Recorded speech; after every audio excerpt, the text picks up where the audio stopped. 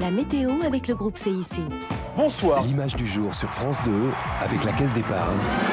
Madame, monsieur, bonsoir. Bonsoir à tous. Caisse de France.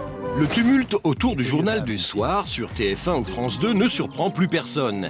Et pourtant, il n'y a pas si longtemps, cette horloge précédait pendant de longues secondes le début du film à 20h45. Il y a 35 ans, en effet, toute publicité était bannie des ondes de la radio-télévision française, la RTF. La publicité, Oui. écoutez, vous n'êtes pas au courant? Vous êtes à la radio-télévision française ici. Oui. Interdit la publicité. Toute publicité, pas tout à fait, car juste après Le Marchand de sable, Bonne nuit des enfants. Faites de beaux rêves. le téléspectateur français des années 60 avait droit à ce type de promotion. Mais voit-il ce maillot jaune? Je ne le vois pas, il se perd dans le brouillard, ce n'est pas possible. Ah, le voilà. Oh, il n'en peut plus. Voilà qu'il s'arrête. Va-t-il abandonner? Un spectateur vient l'encourager, mais quoi, il veut le nourrir, inutile, il n'a pas faim. Ah, du sucre. Bonne idée, ça. Un morceau? Eh, ça a l'air de lui faire plaisir. Allez, un autre morceau. Ça y est, ça va beaucoup mieux. Allez, offre-lui tout le paquet. Mais oui, mon vieux, tu as raison. Et hop, il repart. L'équipe de France, vainqueur du tour 51, a marché au sucre. Ces messages, appelés les publicités collectives ou publicités compensées, ont été autorisés par la loi du 24 mai 1951 pour promouvoir les produits agricoles français, un secteur clé du développement dans ces années d'après-guerre. Pensez aux pruneaux, aux bons pruneaux d'Agen. Plusieurs produits du terroir vont saisir cette opportunité, des pruneaux d'Agen aux artichauts bretons en passant par les œufs frais. Ils sont pratiques, les œufs préemballés. Puis après, il y a eu la grande collective des petits pois, en fait. Celle qui est restée et qui est encore dans les mémoires des gens de ma génération, c'est celle des petits pois. Vous venez tous manger à la maison? On avait fait une campagne pour les petits pois chez soi. On a toujours besoin de petits pois chez soi. Et on mangera des petits pois. Vous aimez ça, hein? On a toujours besoin de petits pois chez soi. La campagne a cartonné. Vraiment, ça a été un énorme truc. On a toujours besoin de petits pois chez soi. Et puis on s'est rendu compte au bout de quelques mois qu'ils avaient acheté des petits pois, les Français, mais ils ne les mangeaient pas. Donc vous avez des petits pois chez vous, il y a les tests et tout ça. Oui, on a des petits pois. Vous les mangez? Non. Maman, viens voir. Au début des années 60, 2 millions de foyers seulement sont équipés d'un récepteur, mais les publicitaires suivent avec intérêt les courbes de vente des petits pois et mesurent à cette occasion la puissance du média télévision. Finalement, l'image est renvoyée à l'émetteur de la Tour Eiffel qui la retransmettra chez vous. Une certaine tolérance existe alors sur la visibilité des marques mettant leur matériel à la disposition de la RTF. Et vous saurez maintenant, en me voyant, qu'aucun mystère n'entoure mon apparition. Merci Philips, par exemple. Autre incursion pirate des marques aux arrivées du Tour de France. Les coureurs, buvant ostensiblement devant la caméra, touchent quelques centaines de francs de la part du sponsor. Une forme de publicité clandestine, mais relativement tolérée. Orgie raisonnable et réconfortante qu'ils ont bien mérité. C'est l'affrontement. En fait, il faut attendre 1968 pour que le paysage publicitaire bouge. Les événements du mois de mai n'y sont pour rien. C'est sous la pression des grands patrons français que la publicité de marque va faire son apparition. Des cornettes, des pommes, et des biscottes, des macarons, un tire-bouchon, des petits beurres. La consommation est au beau fixe, les grandes surfaces ont fait leur apparition et les industriels finissent par obtenir ce qu'ils souhaitaient. Le 1er octobre 1968, un peu avant 20h, voilà ce que découvrent les téléspectateurs de la première chaîne. Du boursin. Du boursin, du boursin, du boursin, du boursin. C'est Duby qui était l'acteur à la mode à l'époque, un peu décalé, qui fera le premier film pour Publicis, pour Boursin. Et le film est très simple. Il court dans son appartement en criant « Boursin, Boursin, Boursin, Boursin, Boursin !» Du boursin. Ah, du boursin.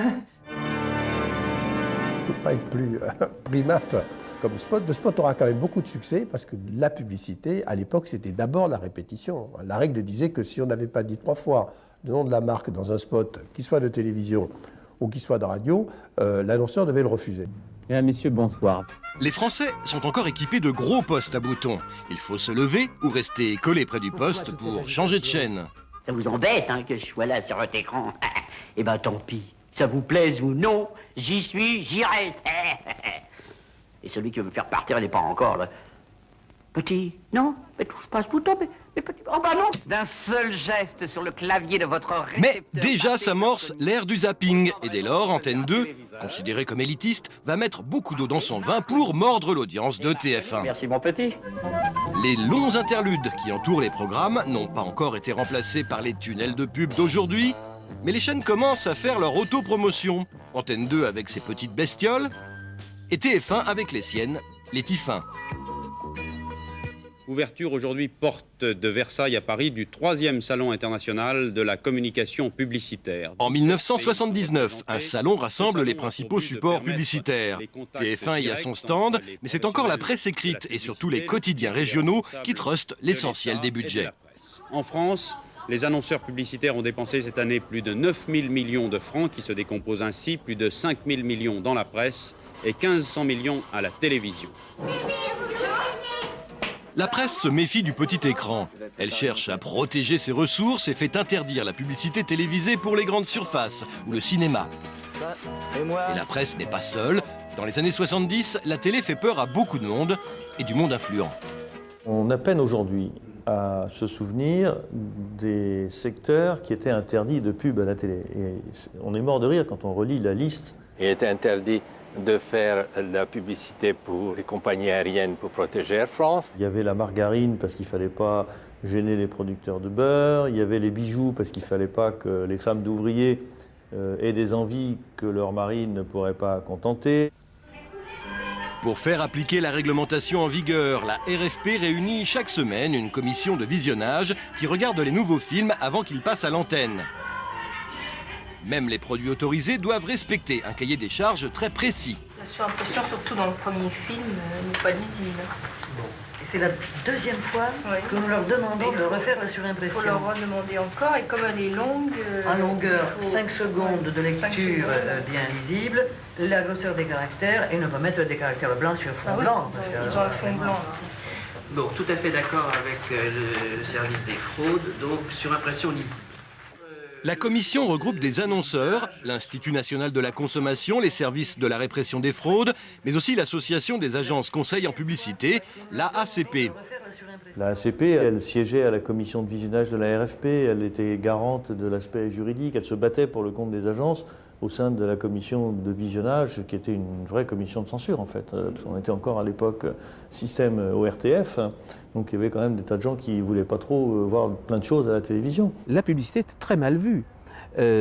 C'est-à-dire que, vous savez, Séguéla avait publié un bouquin qui s'appelait « Dites pas à ma mère que je suis publicitaire, elle croit que je suis pianiste dans un bordel ».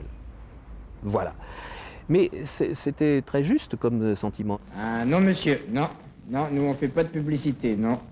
C'est très mauvais la publicité pour les acteurs. C'est très mal vu.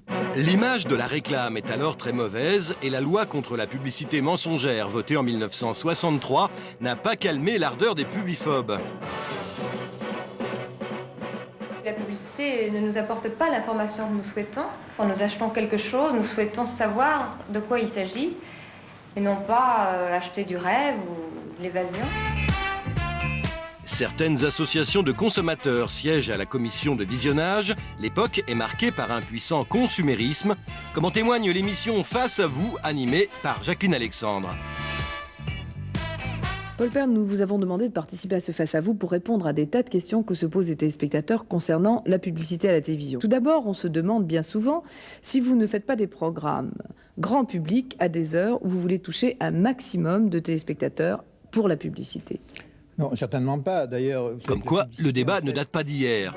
Mais les polémiques les plus vives concernent les images dites inadaptées à l'heure des repas. Une question sur laquelle revient Jacqueline Alexandre dans une autre édition de Face à vous.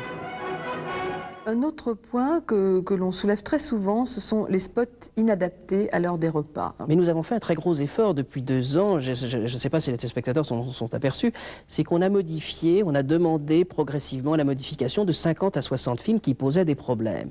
Par exemple, on ne peut plus voir de cuvettes de cabinet, on en voit juste un tout petit bout pour comprendre que c'est un produit pour les cabinets. Aussi, nous avons demandé que certains films de gaine et de soutien-gorge soient tout de même moins laids, moins désagréables. De même les semelles pour les pieds. Dîme présent. C'est classique tendre. Reste que malgré ou peut-être à cause d'un temps d'antenne très restreint et d'une réglementation très contraignante, la publicité télévisée va connaître en termes de création ses plus belles années.